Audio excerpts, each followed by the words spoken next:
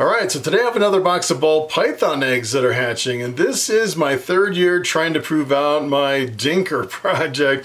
And if you're not familiar with the Dinker, essentially what it is, it's where you have a snake with an unusual color or pattern, and you're trying to prove that it's genetic or not genetic. And it's kind of interesting. When I first produced this snake, I bred a coral glow 100% het pied to a normal Ball Python. And when this Dinker kind of hatched out, when it first hatched out, just this little head kind of popped out of the egg, and I was like, oh, it's just a normal Ball Python, until it came all the way out of the egg, and I'm like, hey, I think I might have something new here, because I haven't actually seen this before. It has a really unusual pattern pretty much over the entire Ball Python.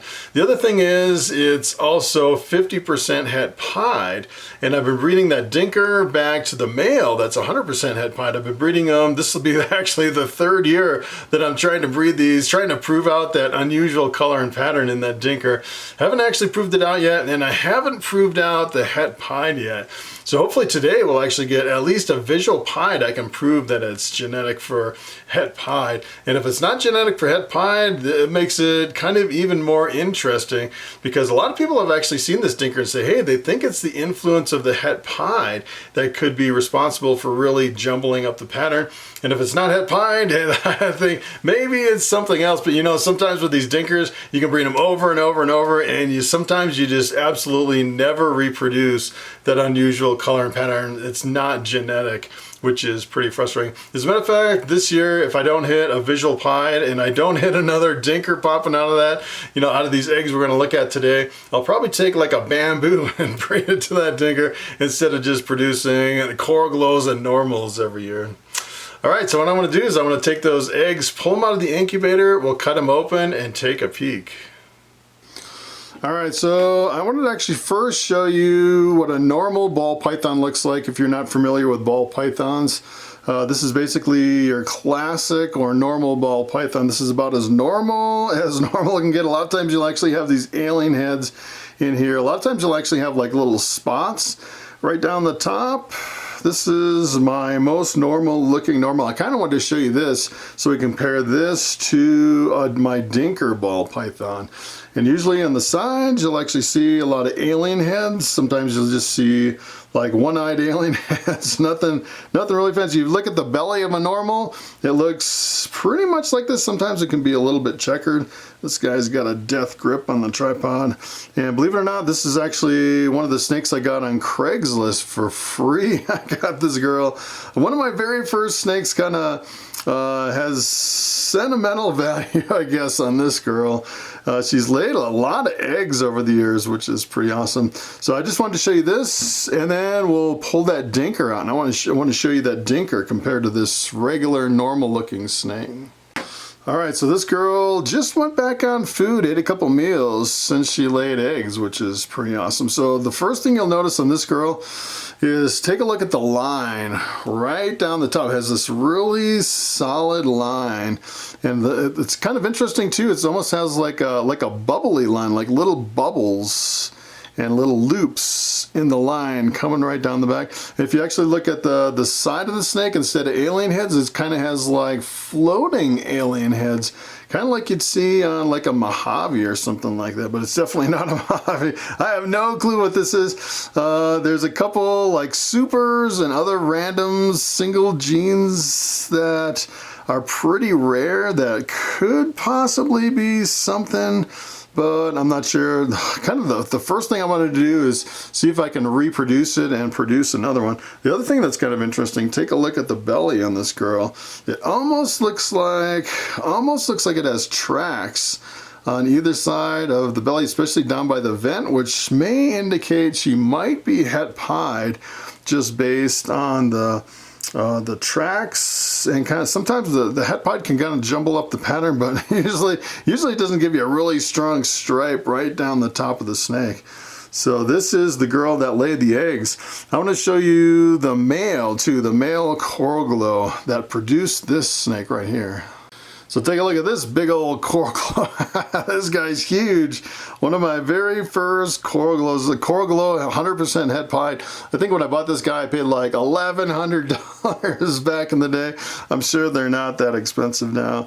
This is the male. So I bred this one to a normal to get that dinker, which is pretty interesting. Kind of the thing about this one is if you look at a lot of coral glows, a lot of times the coral glows will almost have the same pattern as a normal, where you'll actually see some alien heads kind of popping up.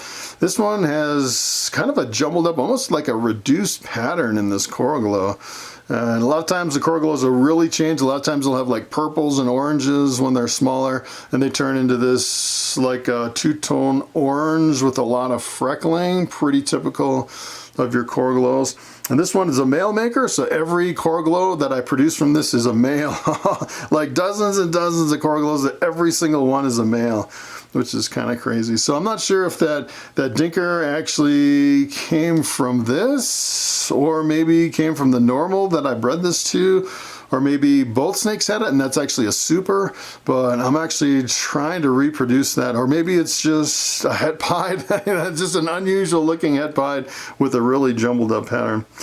All right, so let's pull some eggs and take a look. We'll actually cut them open. We'll see if we produce any coral glows, possibly coral glow pieds, and maybe another dinker, which would be pretty awesome.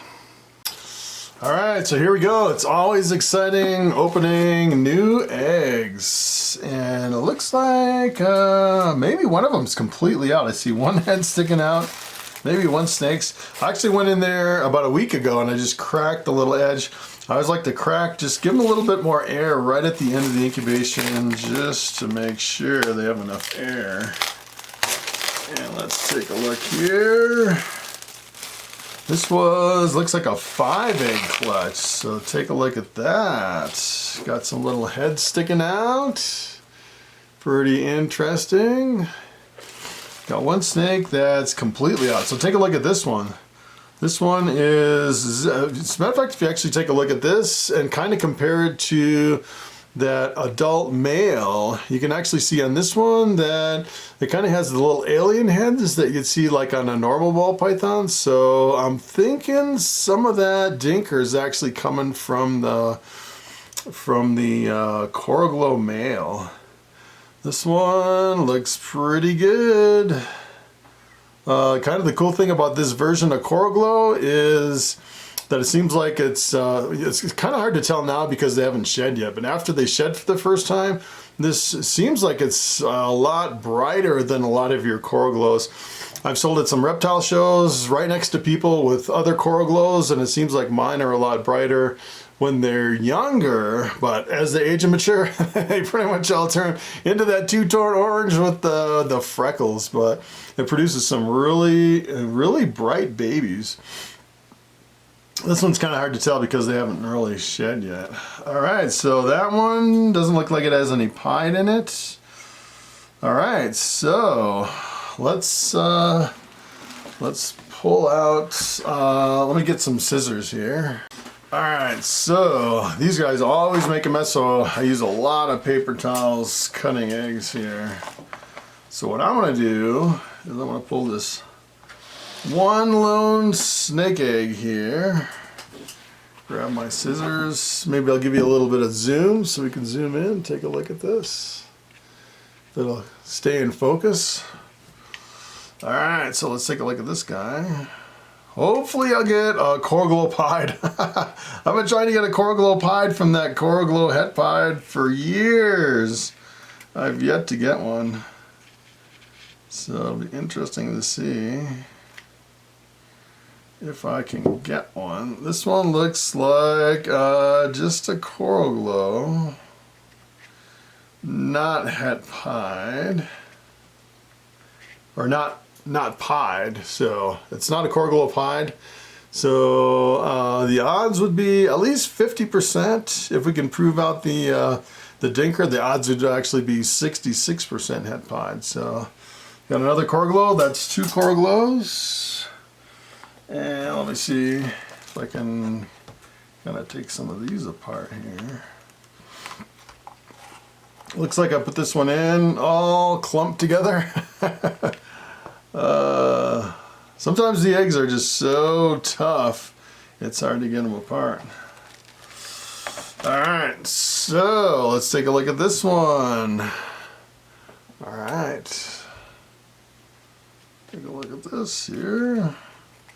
I like to wait until they're kind of peeking their head out a little bit before I cut them.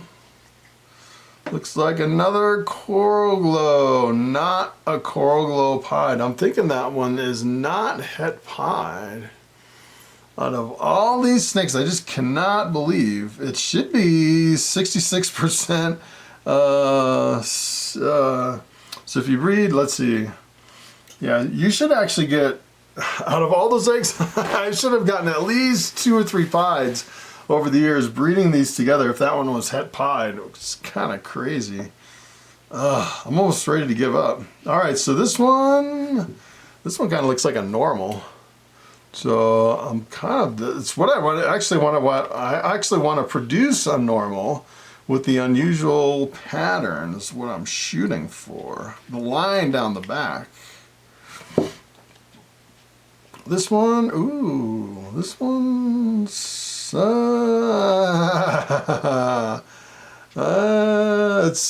a really dark normal. Look at how dark that is. Really big too.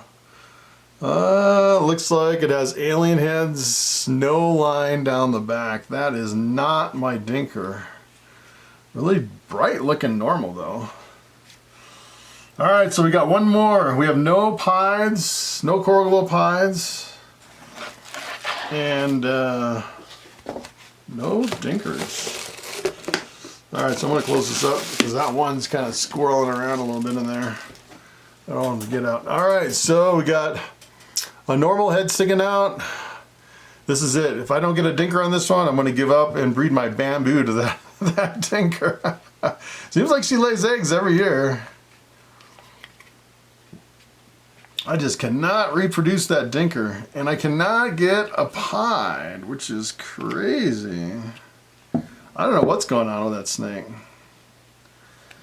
This one, let's see. I'm going to open this one up a little bit more because I want to see for sure here. Oh, look at that. No line down the top. No line. No pied. What's going on with that Dinker?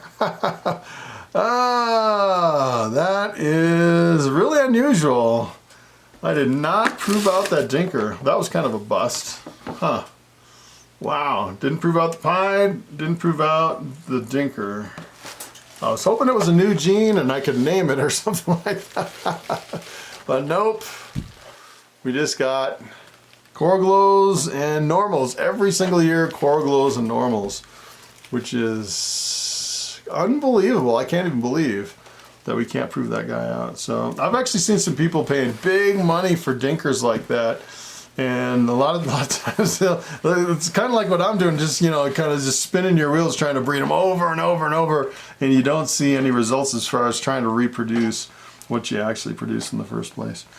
Alright, so that's pretty much it. I think I'm going to give up on my Dinker project and produce some bamboos next year with this Dinker.